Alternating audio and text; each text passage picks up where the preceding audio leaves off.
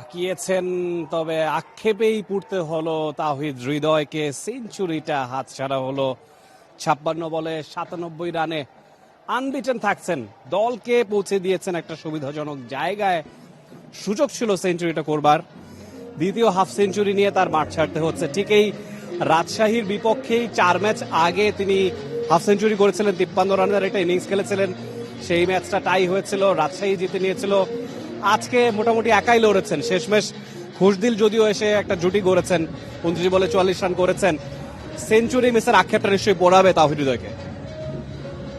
Of course, no doubt on that. 39 বলে half century করেছেন।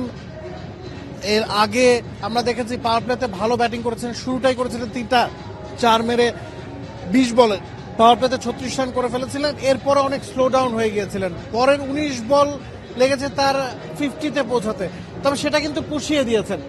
আপনি যদি খেয়াল করেন 39 বলে 50 থেকে 57 বলে 97, তার মানে হচ্ছে পরের 17টা বলে তিনি প্রায় 47 রান করেছেন। আউটস্ট্যান্ডিং ব্যাটিং, টুর্নামেন্টে ভালো যাচ্ছিল না, 6 ম্যাচে 106 রান করেছিলেন, স্ট্রাইক রেট 109 ছিল। জাতীয় দলের ক্রিকেটাররা জাতীয় দল ঘোষণার পর থেকে রানের বাইরে চলে গেছেন এমন কথাবার্তা চলছিল, এবং সেই সময় অস্ট্রেলিয়ান একটা নক দিয়েই নিজের জাতটা চেনালেন তাওহিদ হৃদয়।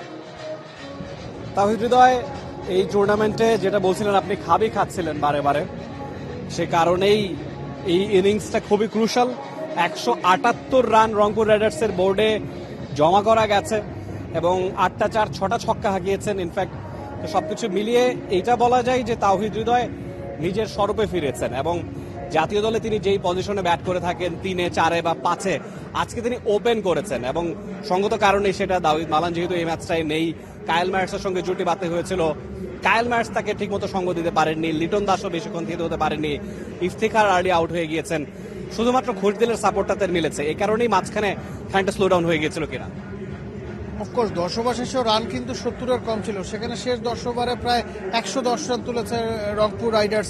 15 ওভার শেষেও মনে হচ্ছিল যে 150 হবে কি হবে না, সেখান থেকে বাড়তি 30টা রান অনেক বেশি গুরুত্বপূর্ণ, এবং all the credit goes to Towhid Hridoy. Set হয়ে গেলে যে বড় ইনিংস খেলা যায়, সেট হওয়ার গুরুত্ব কতটা সেটা ইনিংস দিয়ে প্রমাণ করেছেন আরো একবার। একদমই তাই, অল্পের জন্য সেঞ্চুরিটা মিস হয়েছে, তবে সেঞ্চুরি মিস হলেও দলকে সুবিধাজনক জায়গায় তাওহিদ হৃদয় রাখতে পেরেছেন। 179 রানের টার্গেট রাজশাহী করতে পারবে কিনা সেটা সময়ই বলে দেবে, এবং সেই ম্যাচটা নিশ্চয়ই উপভোগ করবেন টি স্পোর্টসের পর্দায়। For more updates, subscribe to our YouTube channel and click on the bell icon. Follow us on Facebook and Instagram.